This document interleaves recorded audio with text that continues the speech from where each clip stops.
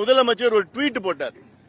என்ன ட்வீட் போட்டார்னா, கடந்த அதிமுக ஆட்சியில இரவில் மக்கள் தூங்கிக் கொண்டிருக்கின்ற நேரத்தில் செம்பரம்பாக்கம் ஏரியை திறந்து விட்டதனால் எவ்வளவு பேர் இறந்தார்கள் என்றெல்லாம் ட்வீட் போட்டார்கள். ஆனால் எங்கள் ஆட்சி அப்படி கிடையாது என்று ட்வீட் போட்டார்கள்.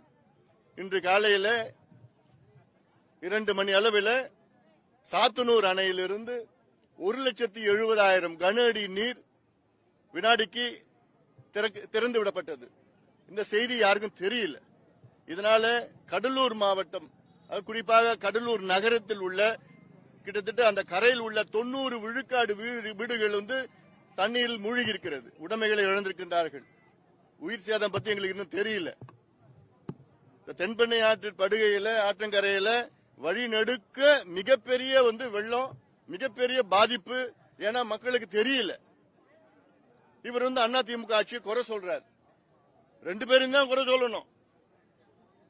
அதனால இதெல்லாம் மக்களுக்கு தெரியணும். இது அரசியல் செய்ய நான் விரும்பல. நான் ஆனாலும் இது ஏதோ நாங்க இவ்வளவு செய்யறோம் அப்படி செய்யறோம் பெருமை சொல்லுகின்ற காலம் கிடையாது. இதெல்லாம் மக்களுக்கு உதவி செய்கின்ற காலம் இது. நேரம்